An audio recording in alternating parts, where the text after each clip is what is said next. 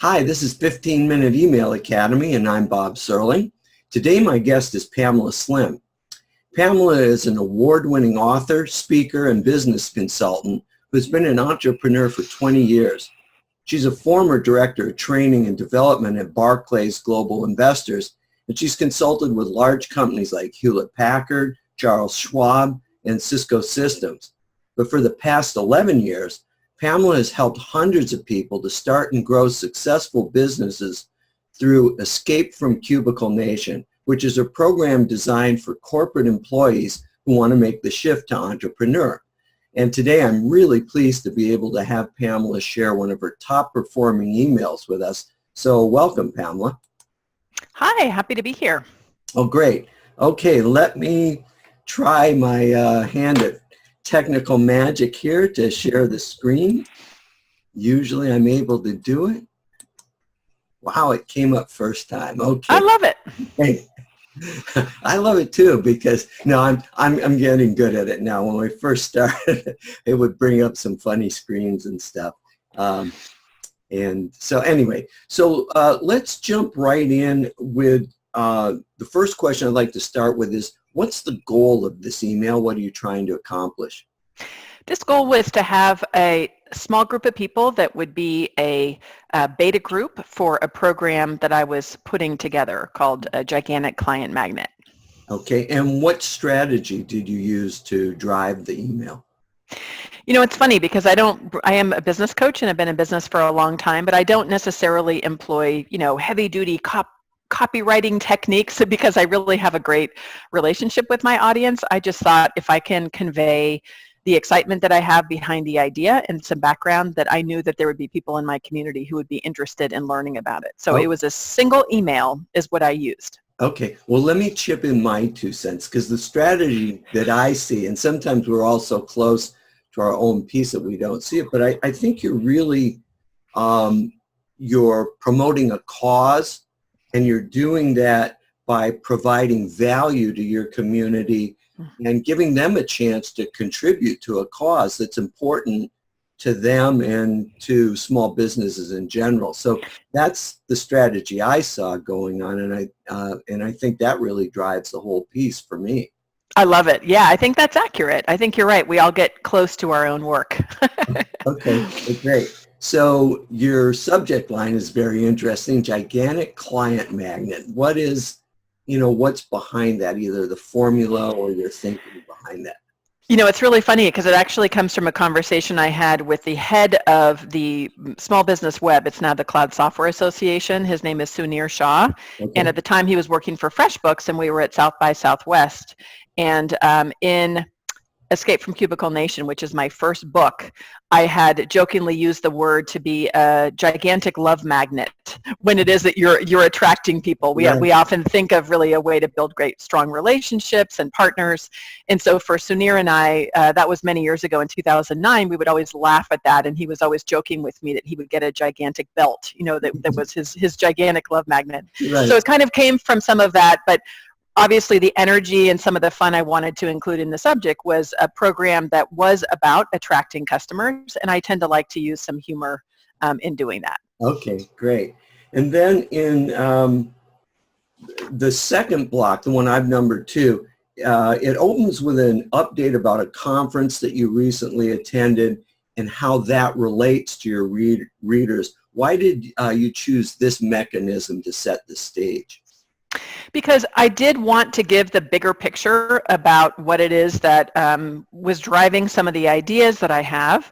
And I know for my audience, many in my audience utilize these products to run their daily business. And I think sometimes within the space that I have as a small business coach, that we often just talk about our own knowledge that we have in our experience, but I really wanted to frame the fact that some of the biggest players in the industry were looking at the same issues that I wanted to examine. Okay, great. And then in block 3, you then move into a detailed description of the value of small businesses to the community. So again, you're setting the stage some more. Was this done specifically to create that sense of a shared community? It was, and as I said before, I had just read this report and I was on fire about it. It was really, as somebody who's been in this space for a long time, I was surprised to look at some of these statistics, and this came from the Small Business Administration from a study they did in 2015. So I knew that my audience would be interested in that, and you're right. So often what we in the world of business is all the focus on the huge businesses. And it was just stunning to me. Something like small businesses make up more than 99.7% of all employers. I think these are ways that folks in my audience could see that they're part of a much bigger, important fabric, which is exactly how I want them to feel. Right. Okay, now I'm going to just scroll it down a little more because we're getting to 2 other blocks. There we go. So in blocks 4 and 5, you transition now into the description of the book you're working on, and that's followed by a very candid request for help and a detailed description of what the reader will get if they decide to join you and provide that help. And again, here you're really building the feeling of a team. You're not just selling the project. And how effective is this, have you found, when you're approaching things this way?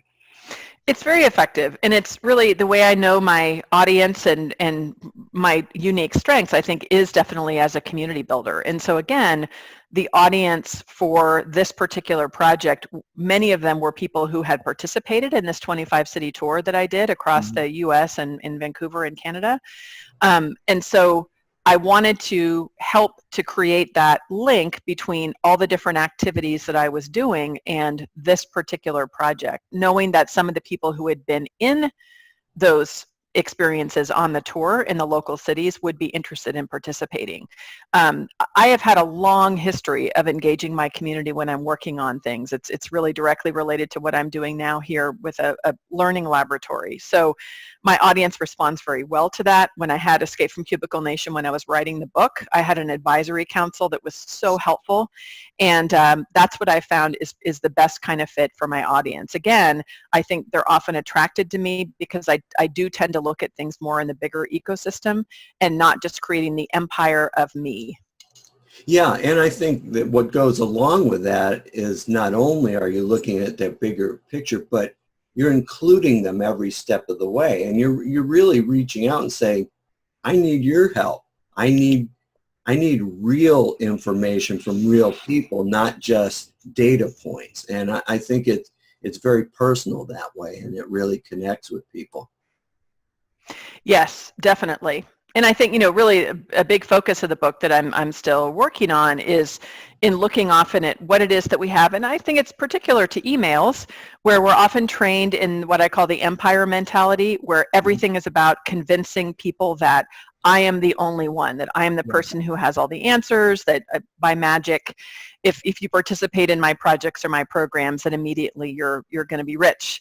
And in my experience, it's actually more important to be part of a really, really smart ecosystem. And I believe that my community has tremendous value because they do, and I really involve them in a lot of projects. Yeah, and that's a good point, too, that, anyone who reads this email can see that it isn't hype-driven and isn't sales-driven. It's really driven by engagement, and that's really important. So in block 6, you use 2 bullet lists that share the benefits that the reader get, and here you're very reader-specific. So this is the one technique that is specific to writing a good email or any good marketing piece, which is bullet lists. Why did you choose to lay out these benefits in a bullet list format? Because it is easy when this is probably unusually has much more background and context than I would normally do of kind of providing all the background. So I wanted it to be clear. I know when people are scanning to see really what's involved, once you get to a particular offering, that it's easier to see that. I do also see 2 typos in there, so sorry about that. It still worked, even if it had typos. Yeah, they make you just appear human. Everybody makes a typo every once in a while. The thing, too, that I like, and this is really the only technical point about this email or any email, but with bullet lists, you can really deliver and convey a lot of information in a much more abbreviated space. And so it does give people that opportunity that you mentioned to just scan and get things quickly and grasp what it's all about without, I mean, because if you laid it out paragraph for paragraph with almost 10 points there, this email would be much, much longer. So it's really, a way to be of service to the reader too. That's right. All right, so let me scroll down. So there's 2 blocks left. I've got them both on the screen. So block number 7, you close with what I refer to as a benefit beyond the benefit, which is, and we've already touched on this, something greater than just the immediate benefits that someone gets from participating in the project. And again, this contribution is very community oriented. And so why did you pick this point for your close? Because the close is always a very important point in any email. Yeah, because I think it is very consistent with the type of person that I wanted to attract to this particular beta group. It was important to me that they were thinking about the greater benefits, that it's, to me, more of an attitudinal segment of people who tend to not just focus on their own well-being, but in addition to that, also see the well-being of the sector. People who have that attitudinal orientation also tend to give really great feedback, and they like being in beta programs because they want to help to shape the thinking that happens with a particular initiative. So in individual programs, sometimes that's where I might zero in saying, this is the year for you and you need to focus on yourself to take action. This whole initiative was about experimenting with different strategies that could benefit the broader ecosystem. So that's why I wanted to use this here. Great. And then your close, again, is some humor, which is great. It's very funny. It's very tongue-in-cheek. And, the typical PS, I said close, I meant PS. The typical PS is usually a reminder of a benefit or to create some sense of urgency. But instead, you went with humor. So can you elaborate a little bit on why you did that here?